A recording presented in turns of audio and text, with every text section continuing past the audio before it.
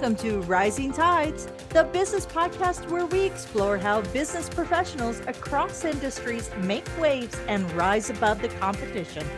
Join host Angela Mirza and myself, Kim Hayden, as we talk to inspiring business leaders from entrepreneurs to executives about the strategies and tactics they use to build their successful brands.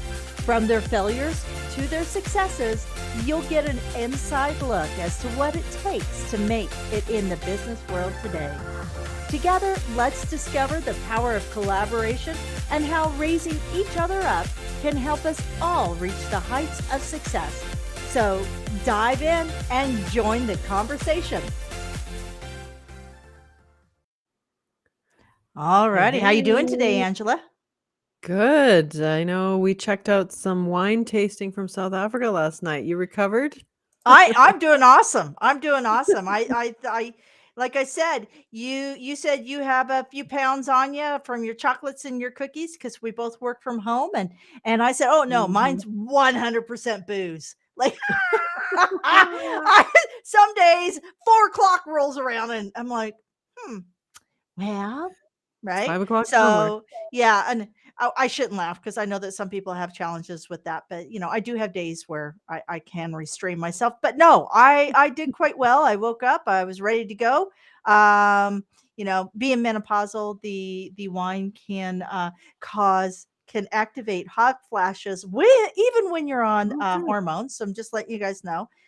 So I woke up 1:37 this morning, and that's because I sleep with my phone beside my bed. I know. I do everything wrong. I do everything wrong. It's a miracle I'm still alive, folks. But good thing you have so much energy. You have spare energy to spare. So well, I keeps woke you going. 1:37, so I couldn't go back to sleep. So what did I do? I actually built out an entire spreadsheet of money going out, money coming in. I wanted to get some clarity What as to else where is I'm an at. entrepreneur going to do at 1:37 in the morning? Yeah, exactly. It's like, oh, okay. Well, I had a good time last night. How much money did I spend? All right, let's take a look at this. Who do I want to hire next? What's coming on? What's going to happen? So, I'm good. I'm good. So, excited today to learn, and you're going to hear new words out of my mouth in just a moment here that I promise I've never said before, and I'm probably going to butcher, but we're going to move forward. I'm super excited though, because one of the things that is my favorite thing about podcasting is having conversations with people I could never have a conversation with. Yes. Because of geography. So our guest today is Swey Jitti, and Swey is Swey. Swey. See, like I said, let's start this over, and we'll actually be editing the opening of the show. So, take two. All right, Swey Jitti is a J. Did I say that right? No. Swey Jitti. Swey Jitti. Okay. Maybe I did have a little bit too much wine last night. All right. Swey Jitti is an intuitive vision and brand architect. She is a multi-potentialite entrepreneur and a revolutionary force in creative entrepreneurship space. With a background as a psychologist, mentor, artist, musician, and journalist, Swey's unique combinational approach combines energetic strategy and design to activate powerful, iconic brands for multi-potentialites. That's a great word. Yeah, that's a great word. We're going to have to ask her about that word. It's on my notes. Absolutely. As a keynote speaker, she inspires and motivates audiences to unlock their potential and create a life they love. Swey's passion for empowering others and cultivating purpose-driven brands is truly transformative. Lots of big words there, like lots of big words. I love this. And new words. I'm learning new words today. Hey, shit. Hey, Swey. My son's partner is Swey, and my daughter's best friend that's where that's is coming from. That's why this is happening. And trust me. this is not even the first time, but I find it so cool that you made me sound like this new upcoming Chevy model. And I'm like, oh, okay. It's I Swey, like that. Jitti. Yeah. And I'm like, okay, cool. But I've been confused with Shay so many times. It's just another alteration to my name. So I'm here for it. But thank you for having me, Angela, Kim. I'm so excited to have this conversation with you both. Yes. Me too. Thanks for joining us all the way from Armenia. I've never spoken to anyone in Armenia before, but as I was saying before the show, I'm one third Armenian. Never been there. Couldn't even point it out on a map. So I'm gonna have to look that up later. You're not even from So bad. Kansas. I can't I point know. anything out on a I map. know. Moved to Canada and thought it was the 51st state. Oh, What can you do? That's right. Kind of Before moving to Armenia, we didn't know where it was either. Even my husband, who's half Armenian, we're like, where is Right? this? It was just one of those crazy decisions that we made. And we're like, you know what? Let's just move halfway across the entire world to a place that we've never heard of before, never been to before, just because. Just because, why not? Yeah. Life is too short. Life is too short. So you talk about being a multi-potentialite entrepreneur and helping those type of folks. Can you define that word? I think you made that word up, which I love because I make up words all the time. How do you define multi-potentialite entrepreneur? I kid you not. I've been told this so many times that I probably made up the word, but I haven't. It's actually in the dictionary. It's multi-potentialite, and it was coined by Emily. I forgot her last name, but she's an amazing person who talks to multi-passionate entrepreneurs. That's what multi-potentialite really means. Someone who has a multi-potent identity. They have multiple facets and multiple interests that they sometimes pursue at the same time or seasonally or sequentially. But it essentially means that it incorporates all our interests from our multifaceted and multidimensional and multi-interest self in a nutshell. Okay, that makes sense. That would describe Kim. Yeah. I was told it was ADHD. Yeah. Doesn't this sound so much better though, Kim? You can just I like that. I'm on here. It's like there's the other is multi-potentialite multi-potentiality is the other word. Say that 3 times. multi-potentiality. That's because I've been saying it so often in every conversation I have. I imagine. But really, in short terms, it's just being a multi-passionate individual. That's it. Okay. Yeah. That makes sense. Yeah. That makes sense. That describes a lot of entrepreneurs I know, because I think that's just how we operate. We're always creating, have ideas, right? We get up at 1:30 in the morning and do charts and graphs for ourselves when we can't sleep. We don't watch a TV show. We chart things out for our business. So absolutely. Yeah. Well, tell us a little bit about your background. You have an interesting multi-potentialite background. As I read on your website, you are, your background in mental health, speaking, singer-songwriter. Tell us a little bit give us some backstory of, what got you to here. So in my industry, and almost every person I meet, they know me as Jill of all trades, master of most, which is kind of the epitome of multi-potentiality. I want to paint a picture of, go back to almost 2 decades ago, a girl who left home and never looked back. And she had these big dreams of being it all. And I remember being that girl ever since maybe I was 10 years old, and growing up in a society in multiple spaces where it's like, no, but you can't be it all. But at the same time, being empowered to also be it all. So there's this confusion for me growing up where like, oh, I want to be it all. I can be a teacher. I can be an astronaut. I can be this. I can be that. I can be that. And everybody else kind of grew out of it. But I'm still going into my A level, and I'm still with the same mindset as like, but I can be it all. Then comes this big moment where everyone in my family and everybody around me is like, oh, but you need to start thinking about going to university. And I was so hell-bent, like, I am only going to go to a university that allows me to pursue this aspiration of being it all. And I remember being labeled as, oh, you're just being lazy, Swey. You probably don't want to choose something. Or I was told like, oh, such a waste of potential. And I'm just thinking that like, no, I promise you it's not a waste of potential. It's just that I have a particular way of going about things. I left home and finally got into University of Cambridge, did double majors in English literature and language, alongside in clinical psychology. And on the side, I also did a certification, or sort of like a specification in journalism, in art and entertainment journalism. While I was doing that, I was picking up a lot of certifications along the way, all because I was so freaking hell bent that I am going to be it all.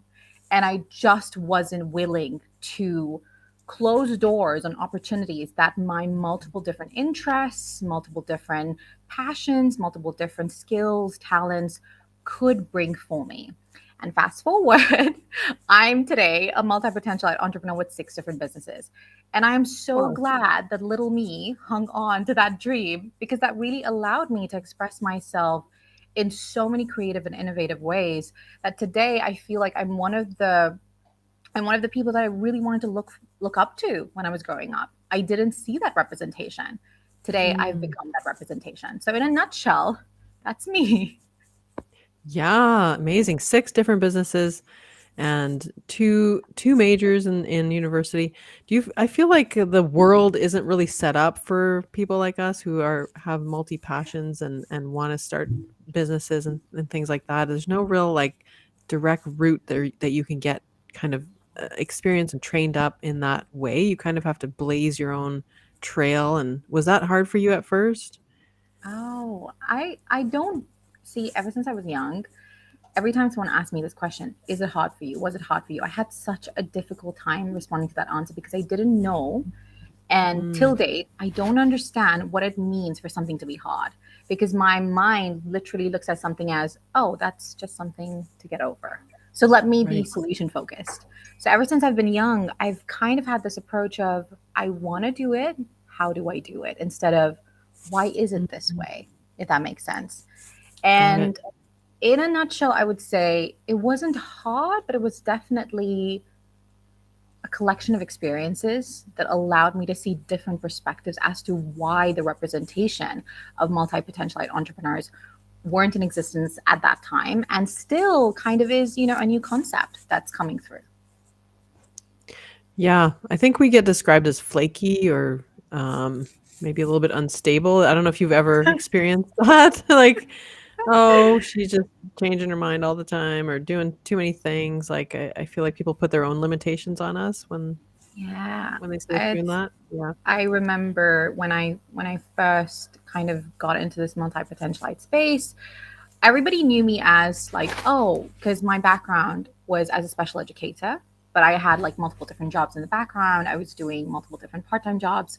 And as a special educator, when I made the shift of like, I want to be an entrepreneur that does multiple different things, everybody kept on telling me, but you need to have a niche. And I hated that Yeah. word so bad because it just Yes. felt so, confining. Restricted. Yeah. Yeah. Yeah. And I did hear words like, Sway, maybe that's just not going to work out. It'll be more difficult. It'll be more XYZ. But I truly believe that you can connect everything to what you want to do and you can make it make sense. It isn't about it won't make sense. You can make it make sense. You can make your multiple different businesses, your multiple different interests, your multiple different offerings, XYZ, you can make it all make sense in accordance to your purpose, vision, whatever you want to call it. So yeah. Yeah. Not only makes sense, but that is your niche. Like you differentiate yourself in this way by combining all your unique backgrounds. Like we do similar things for work, but your background is completely different than mine, right? I Yeah, come from the sports background, I incorporate that into what I do. And you have all these other layers. So that in itself becomes a niche, right? absolutely. Yeah. I call myself the anti-niche niche. I love that. Yeah. I love that.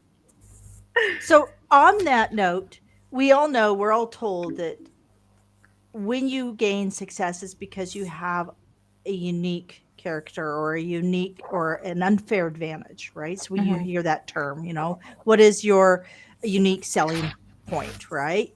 Mm. So, with having 6 businesses, what would you say is the common trait that is your unique selling point, or your unique or your unfair advantage? What is that common trait throughout all 6 of your businesses?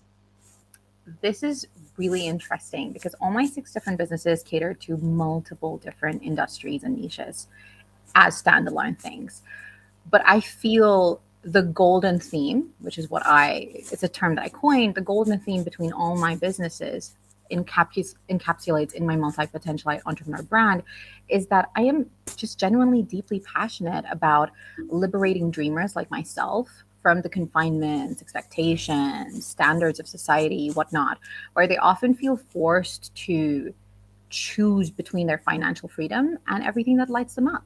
And for me, I feel that's that bridge. Once you cross that bridge, you're able to tap into a massive amount and a completely different perspective of creativity and innovation that bridges the gap between something being a dream into reality. And that allows people like myself, which I truly believe every single person that is in the space of entrepreneurship are multi-passionate. Some are full blown in realization, in acknowledgement, and taking action. Some are more in the back end. Some are not even fully tapped into that. But I feel that I wouldn't even call it an unfair advantage. I feel that my deep passion towards this allows me to really bring in flavors of creativity and innovation to bridge that gap for them to go from being a dreamer to an absolutely embodied, stepped into visionary that can allow them to also blaze their own trail and be the own representation that they didn't see growing up or in their industry that they're in. So I would say that is a space that I'm really tapping into.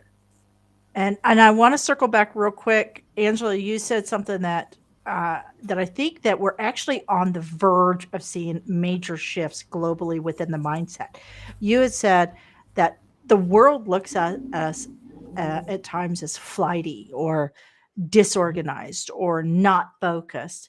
But I actually am going to challenge that, because I think with our millennials introducing the side hustle, and with the pandemic opening up technology for everybody, be it a 60-year-old or a 6-year-old, and advancing our acceptance of technology like we're doing right now, right?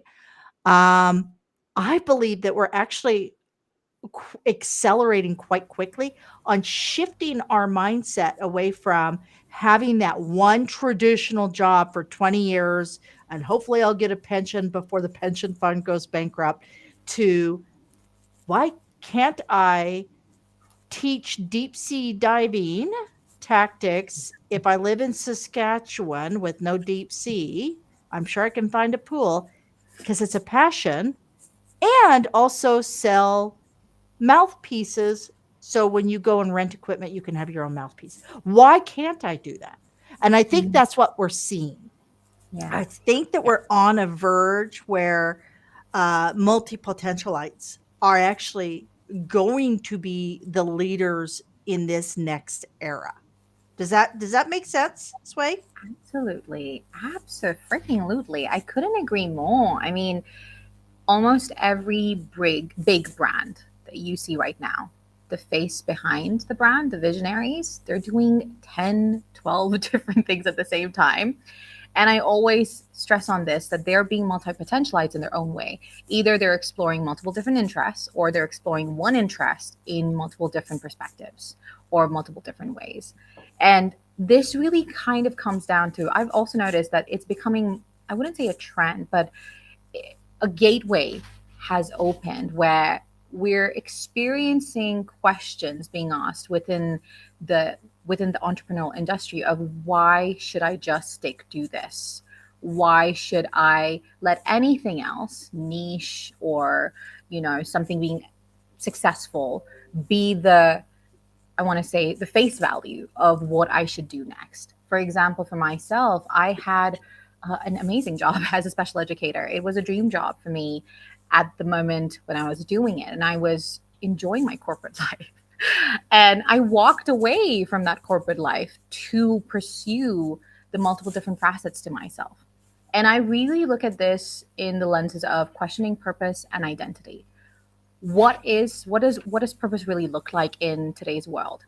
When we were talking about purpose, usually when entrepreneurs speak about their brands or just about their personal selves, purpose is looked as a singular, objectified word, when really it's an ever evolving concept.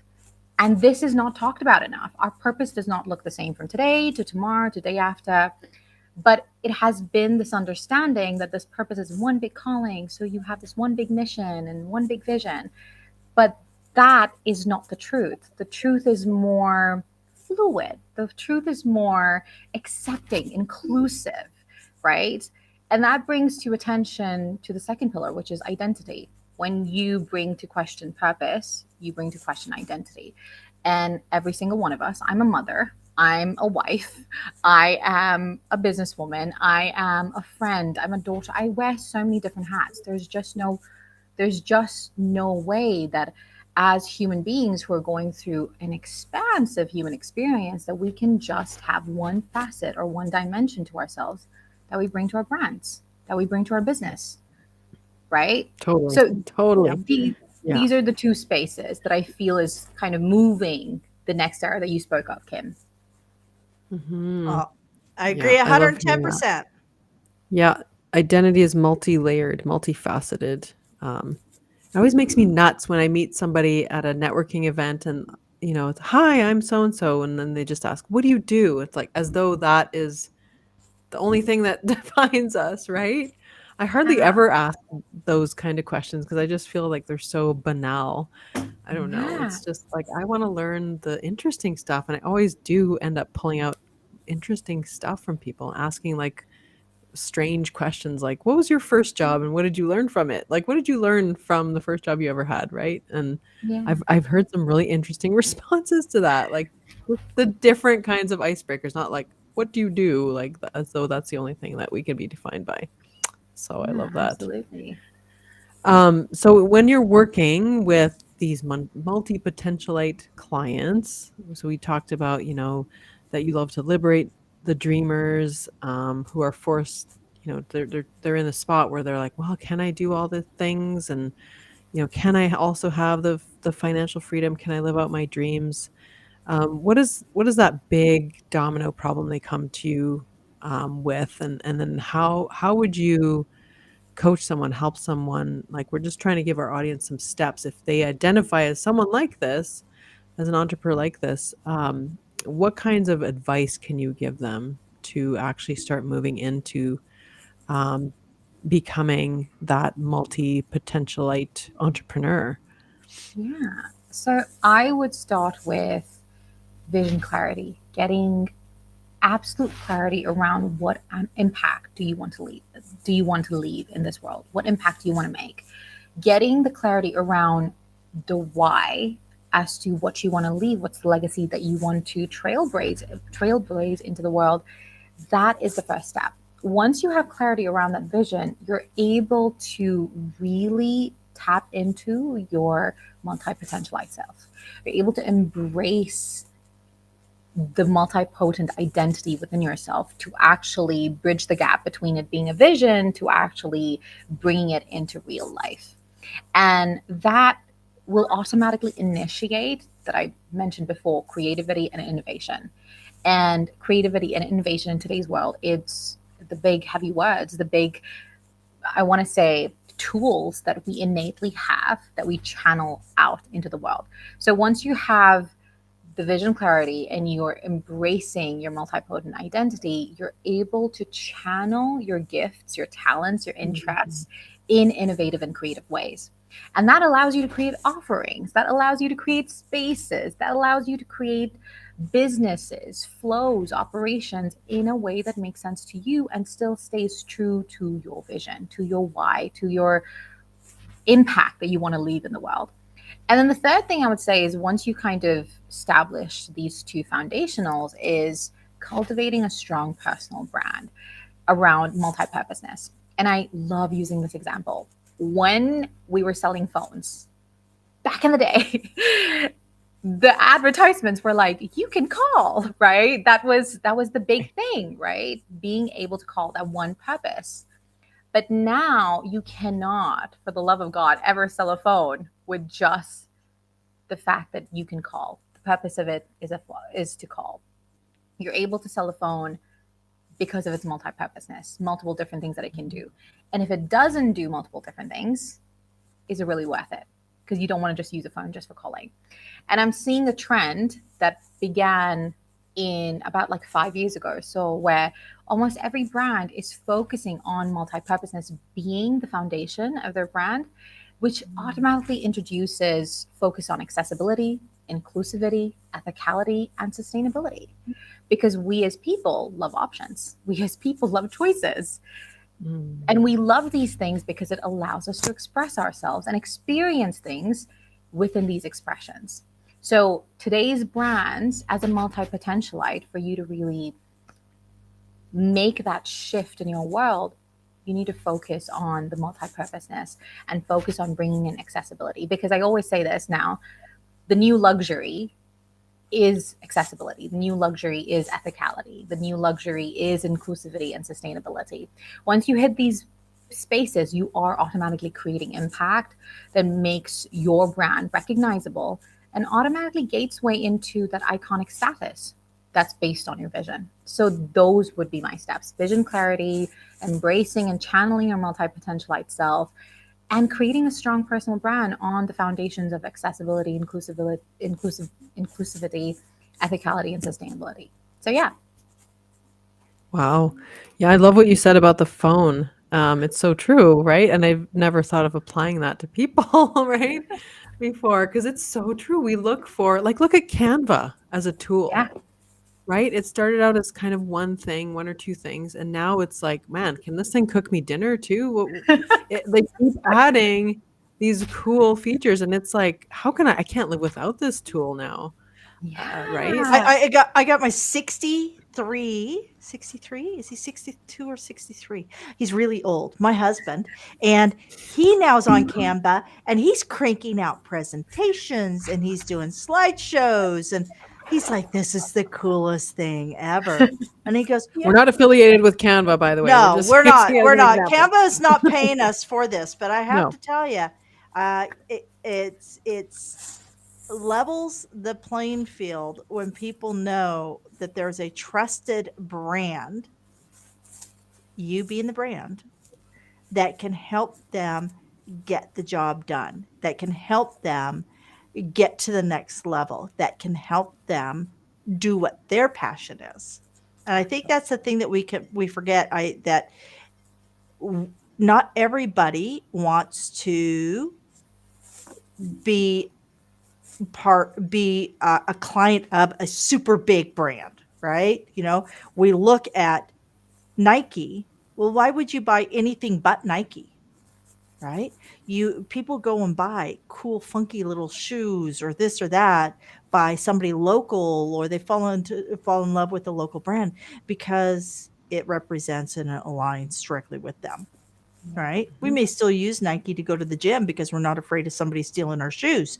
But the reality is, it's not the only thing you're going to have. So I love the fact that you're talking about brands and bringing that forward. Yes, the phone is very cool. I can't imagine, as my phone sits here and vibrates, I can't imagine. Like I just can't. I'm up in the middle of the night, 1:37 in the morning, building a spreadsheet in Google Docs from my phone in my bed. Right. But you see, what I find interesting is that this is not just applicable to the phone. Like every single gadget in your house, if you just think about it, it doesn't just do one purpose. It does at least two things or three things. Yeah. Well, Literally, my toaster can do bagels and it can do toast. Hey, I have a toaster hack for you. If you put it on its side, you can put cheese on your bread and then do a little pizza oven. Oh, I did. I Like tried that. that. It's Right? so yum. I didn't know that. How many days old were you when you learned you could turn your toaster into a pizza oven?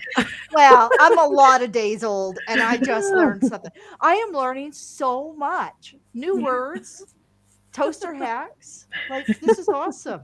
This is awesome. Oh, and a baking hack from an old lady to all the young bakers out there. Please just save yourself the pain of scraping that pan and use parchment paper. For gosh sakes, use parchment paper.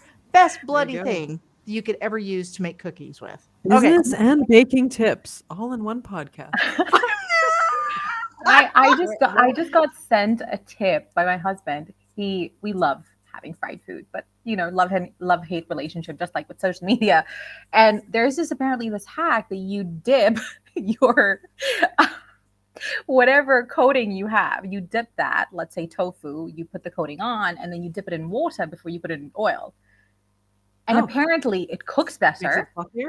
Oh, No, apparently it cooks better and it picks up less oil. So your food ends up being way less oily. And I'm like, okay, I am so because interested oil to and try water that. don't mix, so the oil Yeah. repels it or something. So science, we've got science today on the podcast. Yeah. We've got baking. I and got an cooking air tips. fryer. We I got are an air fryer. representing what you're talking about here. Multi-potentialite podcast brought to you today by right? The epitome, the embodiment of it. Yes, flowing. Oh, funny. Yeah. So in just going back to these points you made about getting clarity around who you are and then channeling everything you bring to the table to create that strong personal brand. What kind of objections do you hear from folks that you're working with that are starting out to try The and do big this? the biggest one is, how can I not have a niche? How can I not? Or should I focus on just one interest and maybe, move to the other one? And the other popular one is, but how can I build a brand that is not focused to, an anchor? A brand always has an anchor around, let's say, even if it was content pillars or just the framework behind the brand identity, having a particular voice or value. And what I always notice is that these didn't exist before. If we go back to like when branding really began, these terminologies, these frameworks weren't there. Someone had to come up with it to make it easy, simplified, systemized, yada, yada, yada. So when I get these objections, I'm like, ask yourself, how could you do it differently while keep making yourself happy, while making everything around you easeful? That's what I did when I started off.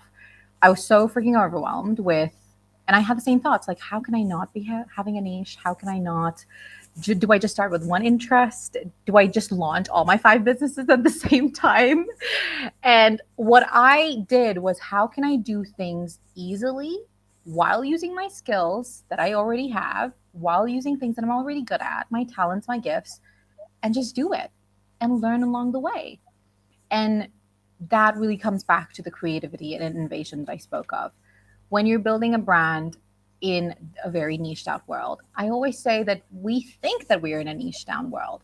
But I mean, literally, I think, was it a few months ago, Dolce Gabbana, and I think even Prada, they're coming out with the most like range that you've seen in luxury brands ever. Right now, they're introducing things that you wouldn't have expected, Dolce Gabbana, Gucci, or Prada, or even makeup brands to be doing like 5 years ago, 10 years ago.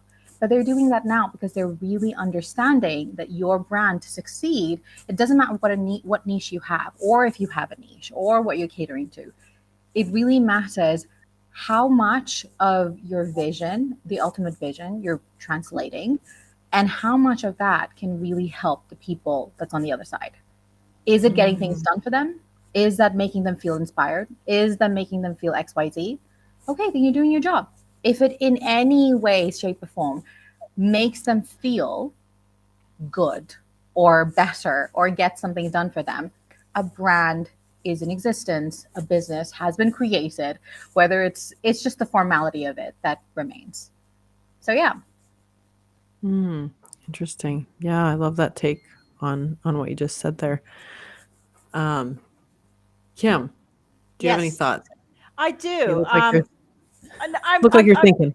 yeah, I'm loving this conversation because all the studies are coming out globally. And I think that there is actually a foundational psychological piece to what you're talking about. Studies are coming out globally that we are feeling isolated, even though we are hyper connected. And the individual who pursues their passion and builds proficiency within it and then offers that message so other people can come and connect, right? I think the point is not to I want to build the next, you know, unicorn, the next multi-billion dollar company. I think that if we all strive to build a good 6 or 7 figure company that could serve people on a very individual basis and give them the connectivity and the confidence while supporting their consistency and the communications that they put out there. If we actually were to do that, if more people who like you, Sway, like you, Angela, more people who have that passion and that proficiency opens their doors so people can find them and we can support them to be their best versions. I think that's really interesting because we need community more than we've ever needed it in past because people don't, I mean, if my doorbell rings, either A, somebody in my house has ordered skip the dishes. B, somebody's trying to convert me. Or C, somebody's trying to sell me lawn services. And so I don't answer the door. Yeah. Right? Because people know that if they're going to show up in my door, like Angela did last night, she's like, when do you expect me? 5 or 5:30? And I said, make it 5:15. Okay, split the difference. Right there at 5:15, I knew who was at my door. Right? Yeah. So we're not stepping outside. We're not connecting on a local level. So I love that. I love that you're talking about that. So when you're talking about supporting, how do you teach others? What is a simple strategy that you could share that you're raising other people's tides, right? We all raise ships come up together. What's a simple strategy that you can share with your clients who are afraid to put their message to the masses? Oh, I love this. First of all, I want to say it's so nice to hear that there is a level of need and want, which kind of taps into the desire of connectivity, because I truly believe that connection it really begins with ourselves, and that would be the beginning of it all. Before you even step into the entrepreneurial space or tap into the multi-potentialite branding space, you need to be able to fully connect with yourself. I was just having a conversation with my husband earlier, and I was like, if you're not able to communicate with me, that means there is communication blocks happening within with yourself. So the first thing I would say is, do you really know what it means for you to be having a multipotent identity? Do you know the full roundedness of your multipotent identity? Because that's where the strategy begins. You can use a lot of I don't want to say a lot of different strategies or a lot of different approaches, but what I do want to bring focus to is that everything's beginning point starts with you as the visionary, as the person behind the brand, as the person taking on this path. So if you're in the space of wanting to raise your tide, you have to bring the reflection point back to yourself. Who are you when you are being your multipotent self? And what would you let go of if you were to fully one day shut off everything and be in that essence of your multipotent identity? What does that look like? And once you kind of recognize and realize and start having, bits and pieces of visuals of this is the person who I would be, you have the breadcrumbs to that, bigger vision of what would it look like if I applied it to my business? What would it look like if I applied it in my brand? Because one of the things that I very often say to my clients is people think branding is, you know, the logo, the branding identity, or the messaging. It is this. Me having this conversation right now, I'm representing my brand because I am the brand. The way I speak is my brand. The vision that I'm communicating is my brand. When I go to networking events, what I say, how I say it is my brand. And if you're not able to have a clear communication within yourself of who you are and what you want to bring forth, that will show up in your brand. That will show up and that will be the bridge that you will have to cross from being a dreamer to a visionary to actually be able to reflect what that means. So, to go back to, I think one of the questions that was asked before about what would be one of the biggest objections is this: how do I actually step into my multi potentialite self? And your multi potentialite self is, I would say, like a bundle of joy. And if you were to be that bundle of joy, what would that look like? A lot of people don't know what that looks like, Mm. right? Yeah. So Yeah, that would be that's the why that starting point. that's why that first step is so important, getting clarity. And then if you don't know what questions to ask yourself, that's where someone like you can come in because you've done it before to help ask those better questions and help that person get the clarity and untangle that mess that's up in there. Like the answers are, like you said, connect with yourself. The answers are there. Sometimes you just need the help to organize it and bring forth the key answers for yourself, right? Absolutely. Yeah. Yeah. So I think that's how you help. Well, there we go. We've got your website up at the bottom of our screen here. I've loved this conversation. I think, anyone out there that's listening, that if you're got multi passions and you just don't know where to start, please contact Sway. That's her website. Do you have any other uh, places you want people to contact you on or can get in touch with you? Yeah. Share them So now. there are two spaces that I'm so lit up by at the moment. My own show called the Sway to Success Show, where we kind of explore redefining success, which is kind of the cornerstone of my brand. I love questioning everything. I guess this is the inquisitive side to me as a journalist, but also as, with my psychologist background. This is where I'm really focusing on redefining success for people who are stepping into this new era of what does it mean to be successful? What does it mean to be having a really authentic, bold brand where I'm showing up as myself? And the other thing that's letting me up right now is True Mold Magazine, which is also one of my other businesses, but it's a monthly magazine, which is completely for free because I truly believe that accessibility, again, is a cornerstone of my brand. I want to make sure that everyone feels safe enough to step into their bold, authentic self. So if you're willing to explore what would that look like, come join us. Read some of our latest issue where multiple different contributors from around the globe are sharing their story, sharing their how-tos, how I did it to kind of take you through that space. So yeah, those would be the two spaces. Awesome. Sway to Success and your magazine. So check that out if you are interested in learning more. And for those of you who are taking this in a strictly auditory form, her website is easy to find. It's PayHip. So payhip.com/sway, SWEYTO,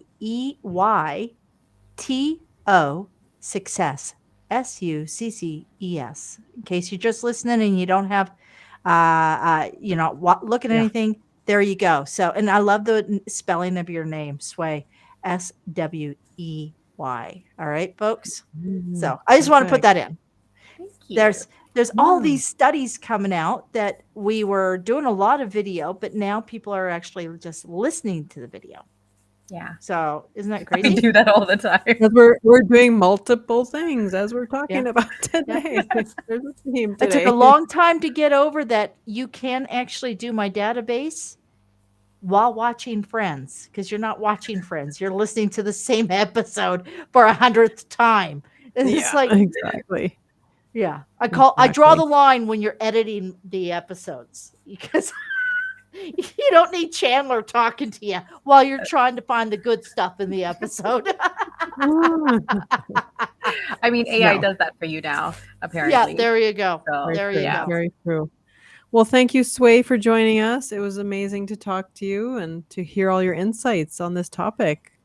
Thank you for having me. This was such a ball of a time, both you, Angela, and Kim. Thank you for making the space so expansive for me to share my wisdom. So, yeah. Excellent. Okay, I'm stoked. This was a good morning. I am stoked. You having fun? Everybody happy? Everybody feel We're good. their time is well served? I Yes. hope so. Well, I hope your time has been well served here on Rising Tides. And remember, why rising tides? Because when tides rise, all the ships go with it. So be good to yourself. And until next time.